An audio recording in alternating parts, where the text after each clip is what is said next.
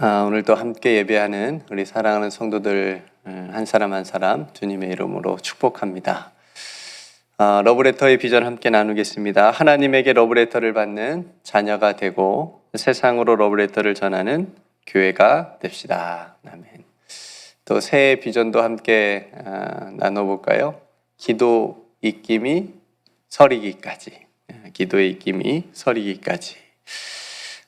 또 귀한 비전을 통해서 또 하나님께서 우리 교회에 또 새해에도 행하실 놀라운 일들을 또 기대하며 기도하는 우리가 되기를 소망합니다. 우리는 로마서 9장을 통해서 사도 바울이 자신들의 형제들의 구원을 위한 형제들이 구원을 받았으면 좋겠다라고 하는 간절한 마음, 또 그 구원은 하나님의 주권에 있고 또 그 구원은 믿음으로 받을 수 있다라고 하는 것을 강조하면서 9장에서 우리가 함께 나누었습니다. 오늘 10장을 시작하면서도 사도 바울은 계속해서 이스라엘의 구원을 간절히 바라는 자신의 마음을 표현을 하고 있습니다. 그러니까 1절에 보면 형제들아 내 마음에 원하는 바와 하나님께 구하는 바는 이스라엘을 위함이니 곧 그들로 구원을 받게 함이라. 그러니까 구원을 받는 것, 영혼 구원에 대한 이 갈급함, 이 갈망, 구령의 열정이라고 하는데요.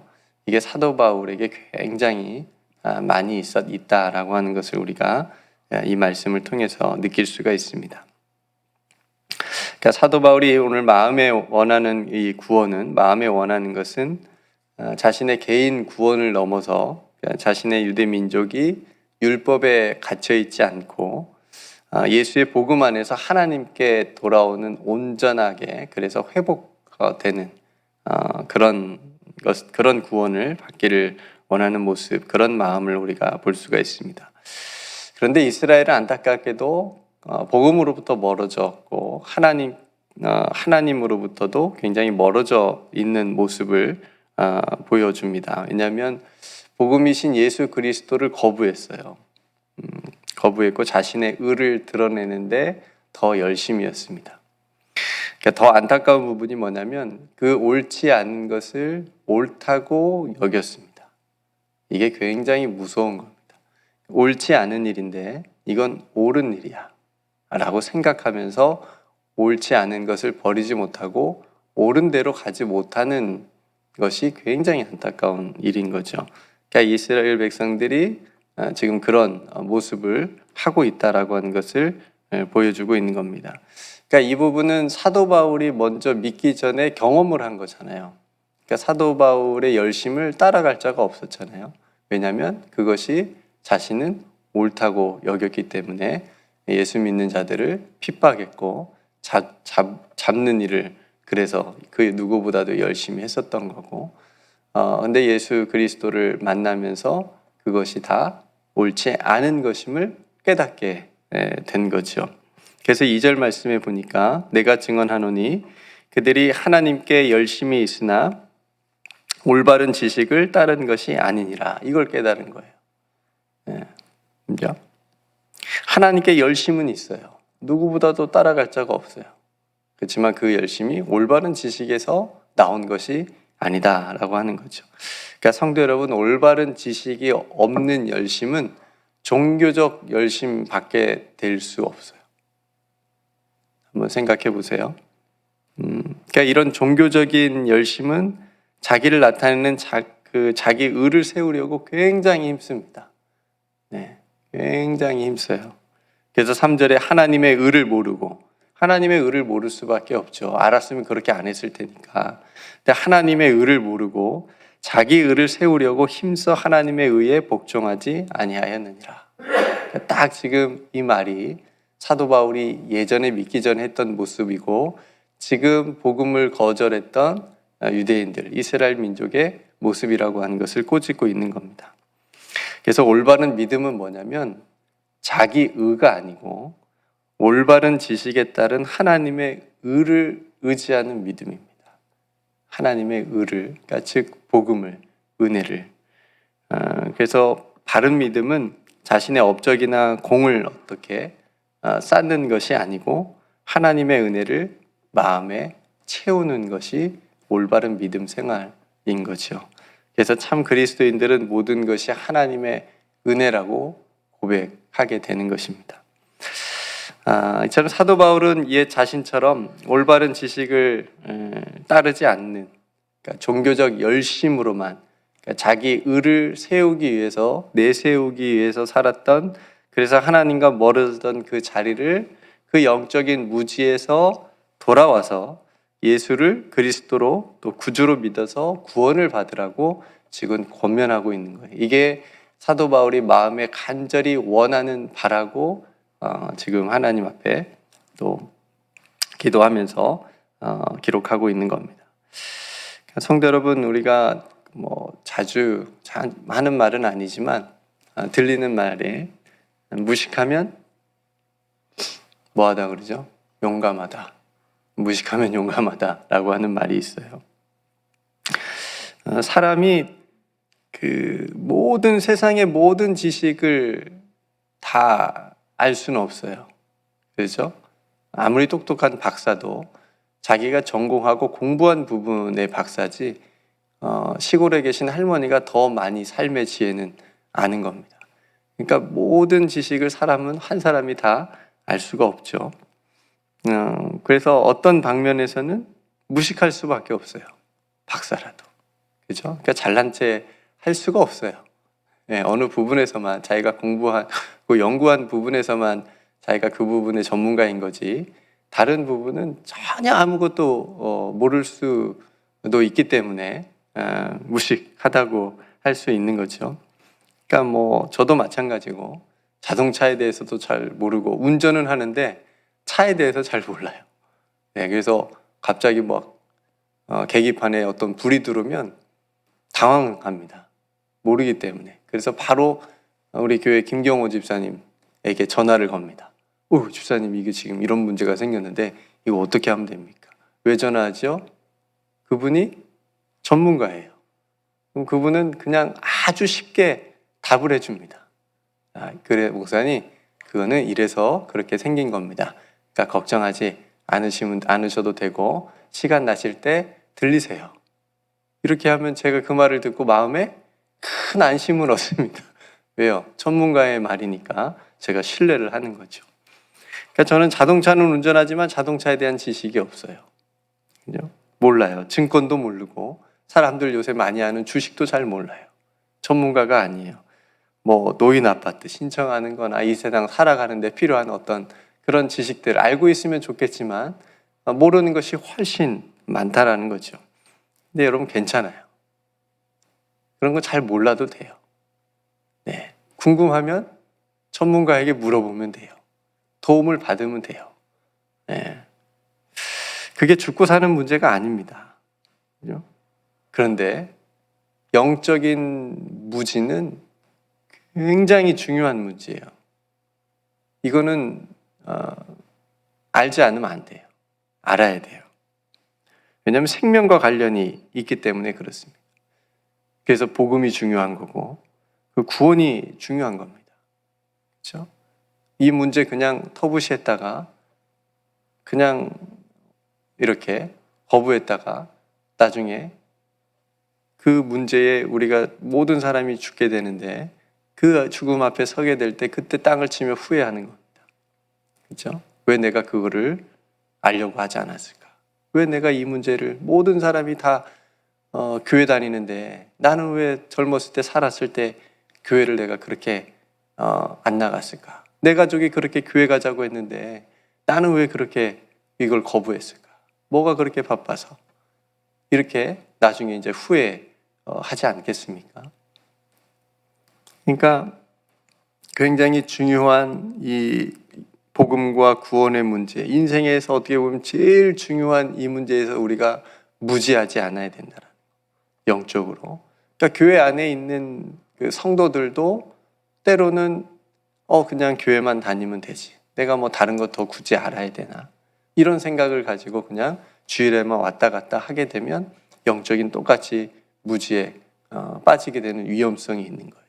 그러니까 그런 분들을 사이비 이단이 캐치를 딱 해가지고 꼬드기는 거예요. 미혹하는 거예요. 조금만 내가 무슨 말을 하면 저 사람은 넘어올 수 있겠다. 저 사람은 구원의 확신도 없고 하나님에 대해서 잘 모르는 사람이니까 내가 뭔 얘기를 하면 금방 내가 우리 쪽으로 끌어올 수 있겠다 싶어서 딱 보고 있다가 그런 사람 잘 모르겠다, 모르는 것 같은 사람을 끄집어내는 겁니다. 데려가는 거예요. 네. 여러분, 그래서 신천지라고 하는 사이비는 가장 먼저 공격하는 게 목회자예요. 그러니까 목회자에게 직접 막 이렇게 와서 막 이렇게 따지는 게 아니고 사람 자기가 포섭한 사람, 내가 그 사람이 딱 찍은 사람에게 가서 목회자의 말에 대한 목회자에 대한 신뢰를 처음에 떨어뜨립니다. 네. 그래서 아무리 목회자가 복음을 전하고 설교를 해도 앉아 있긴 하지만 그게 귀에 이제 안 들어오는 거예요. 네. 가짜라고 생각하는 거고 생각하게 만드는 거예요. 그리고 옆에서 자꾸 자기의 신천지 교리를 주입을 시키는 겁니다. 그러면서 성경 공부를 같이 하러 가고 다른 데로 교회에서 안에서 하는 성경 공부는 못하게 하고 그거는 아니다라고 그렇게 얘기하면서 자기 쪽에 성경 공부를 하러 가서 결국은 이제 그쪽으로 가게 만드는 거죠. 네. 그래서 목회자가 나중에 알았을 때는 이미 성도가 거기에 많이 빠져 있는 경우가 대부분입니다. 네. 제가 경험을 했기 때문에 여러분들에게 말씀을 드리는 겁니다. 그러니까 조금만 빨리 물어보고 목회자에게 조언을 구했으면 금방 사입이라고 하는 것을 알려드렸을 텐데, 물론 이제 그것도 사전에 다 막아버린 거니까 그 사람들이. 그래서 사입이나 이단들은 그렇게 사람의 무지, 영적인 무지를 이용해서 미혹하는 거예요. 예. 여러분, 사입이 이단들에 빠지는 사람들이 고학력자들이 의외로 많아요. 예. 그러니까 세상에서 공부해서 아는 거하고 이 신앙적으로 영적인 이 지식하고는 별개예요, 별개. 네. 그래서 그냥 세상에서 똑똑하다고 하는 사람들이 오히려 영적으로 무지해서 그쪽으로 그냥 혹해서 가는 거예요. 굉장히 무서운 일입니다. 안타까운 일이고요. 그렇게 영적으로 무지하면 심각한 종교적 맹신으로 이제 빠지게 되는 거죠. 예수에 빠져야 되는데 사입이 교주에게 빠지게 만드는 거예요. 올바른 지식을 따르지 못하게 하고 교묘하게 구주로 믿게 만들고 자신의 의를 드러내도록 강조하는 거고, 뭘 해야 구원받는다, 뭘 해야 구원받는다. 처음부터 그런 얘기는 안 해요. 하다 세뇌 당하고 보면 그래서 자신들에게 바치게 하고 이런 순서가 있습니다. 성도 여러분, 조금 다른 영적인 무지지만 어떤 경우는 교만하거나 불순종해서 생기기도 합니다. 바리새인들과 예수님의 고향 사람들이 그랬어요. 어떻게 나사렛에서 선한 것이 날 수 있겠느냐? 저 예수는 요셉의 자녀가 아니냐?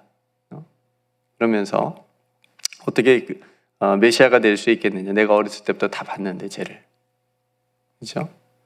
그래서 의도적으로 거부했고, 바리새인들은 옛 사도 바울처럼 자신들의 종교적 의를 내세우고 기득권을 지키기 위해서 정작 하나님의 의이신 예수 그리스도를 알아보지 못하고 거부하고 오히려 죽이려고까지 했지 않았습니까? 예수님께서 사도 바울을 만나 주셨을 때 이런 일이 있었다고 그랬어요. 눈에서 비늘 같은 것이 벗어졌더라. 네. 다시 보게 된 거예요. 그러니까 사도 바울이 가지고 있었던 그런 영적인 무지의 비닐이 벗겨져서 예수로 바로 알아볼 수 있도록 은혜를 입은 거죠. 그렇죠? 성도 여러분, 복음이라고 하는 것은 예수 그리스도를 새롭게 보는 겁니다. 네, 새롭게. 그래서 믿음 안에 들어오면, 복음 안에 들어오면, 예수는 그전에는 그냥 4대 성인 중에 한 사람이었는데 복음으로 예수 그리스도를 만나게 되면 4대 성인이 아니라 나의 구주다, 인류의 구세주다, 하나님의 아들이시다, 그리스도시다 라고 고백하게 되는 겁니다. 네, 새로 보는 거예요. 성도 여러분, 복음은 우리를 그래서 영적인 무지에서 벗어나서 이 새로운 영적인 세계를 새롭게 보게 하는 하나님의 은혜인 줄로 믿습니다. 그러니까 우리가 복음 안에 있기 때문에 얼마나 놀라운 은혜를 받은 거예요. 적어도 영적으로 무지하진 않잖아요. 이제 생명의 길이 어디고 진리가 무엇이고 이런 것들을 이미 깨달았기 때문에 그 길로 우리가 믿음으로 걸어가고 있지 않습니까? 이렇게 4절에 보면 그리스도는 모든 믿는 자에게 의를 이루기 위하여 율법의 마침이 되시니라. 이게 이제 새롭게 된 복음을 받아들이고 깨닫게 된 사람의 고백인 거잖아요. 그렇죠? 그리스도는 모든 믿는 자에게 의를 이루기 위하여 율법의 마침이 되시고 이 땅에 오셨다라고 하는 것을 고백하지 않습니까? 그분은 우리의 구주가 되어주신다라고 하는 것. 지금 사도 바울이 율법에 갇혀있는 자기 의를 내세우려고 하는 올바른 지식이 아닌 종교적 열심을 가지고 살아가는 유대인들에게 얘기하고 있는 거예요. 그리스도가 이런 분입니다. 모든 믿는 자의 구주가 되시는 분입니다. 네. 9절 말씀 볼까요? 내가 만일 내 입으로 예수를 주로 시인하며, 시인하라는 거예요. 그래서 이제 믿으라는 거예요. 또 하나님께서 그를 죽은 자 가운데 살리신 것을 내 마음에 믿으면 구원을 받으리라. 10절에 사람이 마음으로 믿어 의에 이르고 입으로 시인하여 구원에 이른다라고 선포하고 있습니다. 성도 여러분, 입으로 예수를 주님으로 시인하는 거 쉽지요?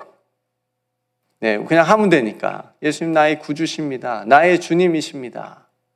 당시에는 쉬운 일이 아니었어요. 당시에는 주가 누구였어요? 누구였을까요? 그렇죠. 로마 황제였어요. 그리고 로마에 있었던 수많은 황제 밑에 있었던 우상신들이었어요. 근데 예수를 구주라고 고백한다?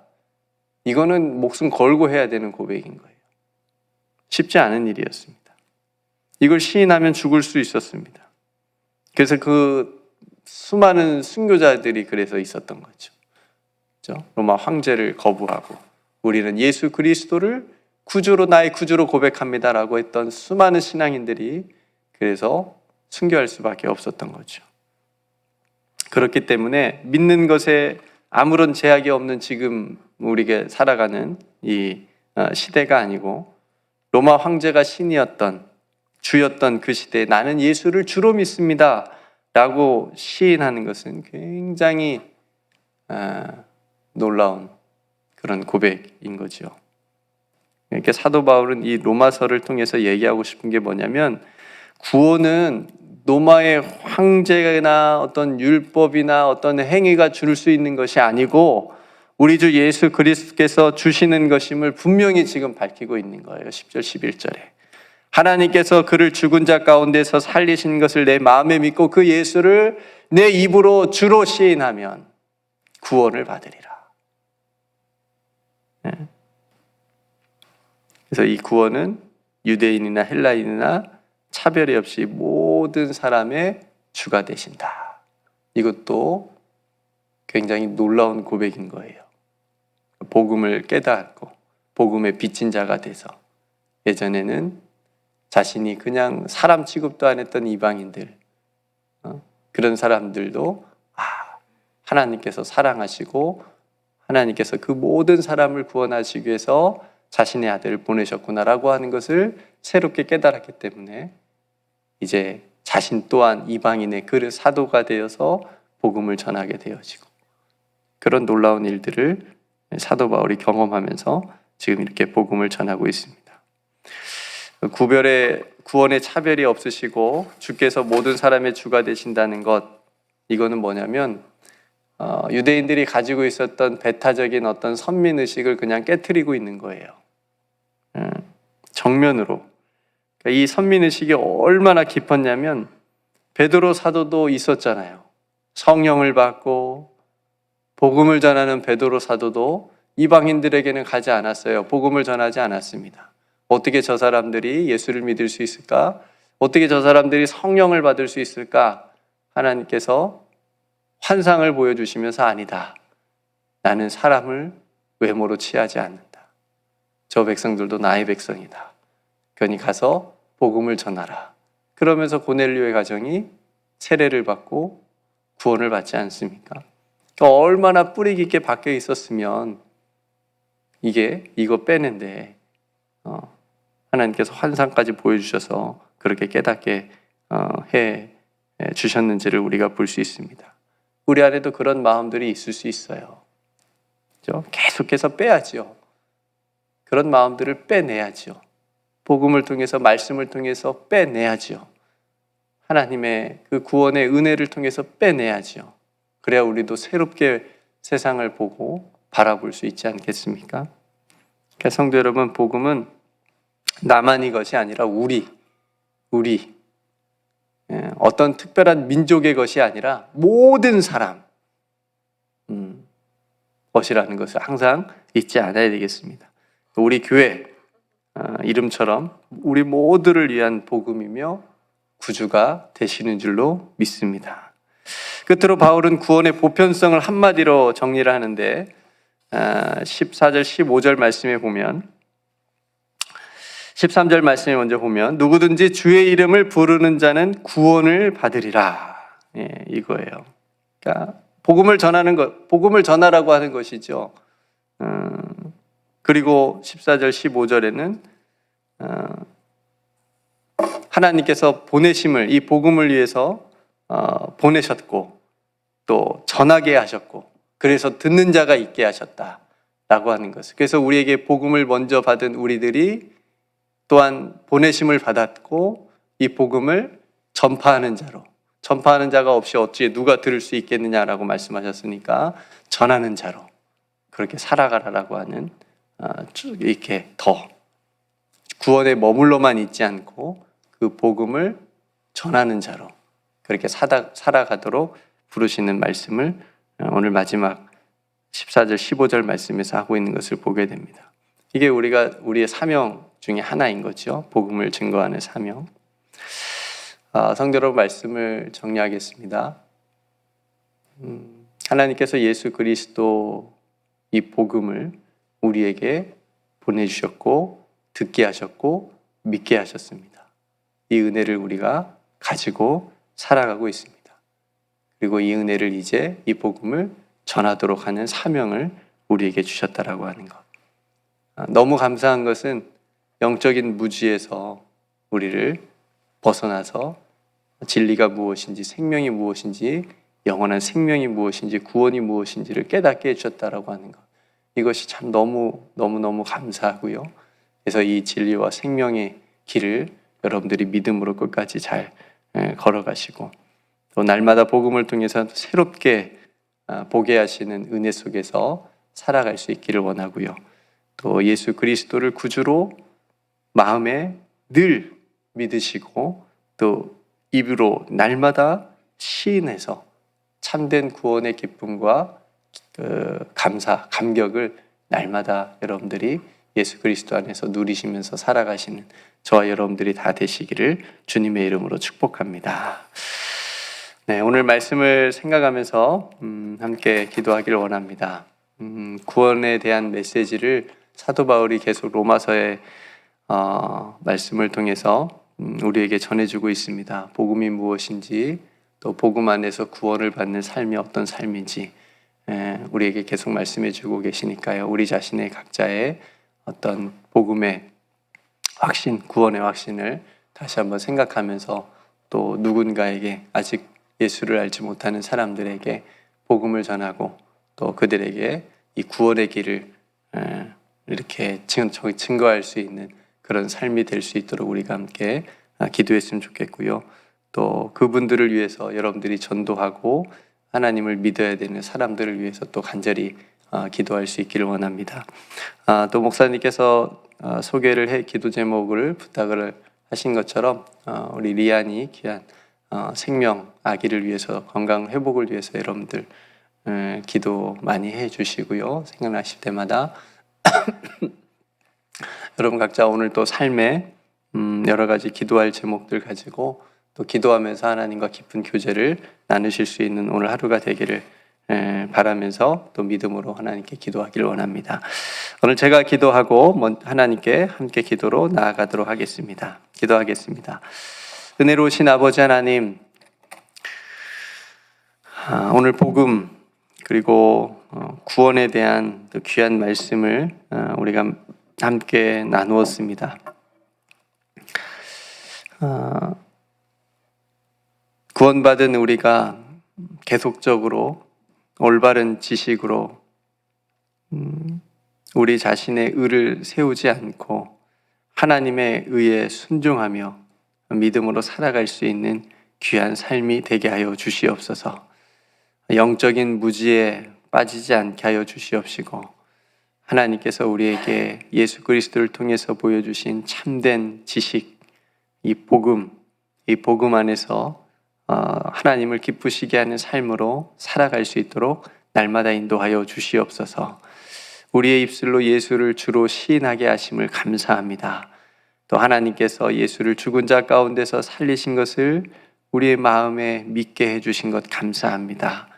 아버지 하나님, 그러나 우리가 아직 믿지 않는 우리의 가족, 또 자녀, 또 친척, 또 함께 살아가는 또 많은 이웃들의 구원을 위해서 저희들이 기도합니다. 하나님, 그 사람들에게도 하나님께서 구원의 은혜를 알게 해 주시옵시고, 또 우리가 전파하는 자가 되게 해 주옵소서. 그래서 그분들도 하나님의 은혜의 진리 안에 들어와 함께 기뻐하며 하나님의 백성으로 살아갈 수 있도록 하나님 큰 은총을 베풀어 주시옵소서. 하나님, 사랑하는 귀한 생명 리안이를 위해서 우리 성도들이 함께 기도하고 있습니다. 또 귀한 생명을 하나님께서 붙들어 주시옵시고 조금씩 회복되어져 갈 수 있도록 하나님 큰 은총을 베풀어 주시옵소서.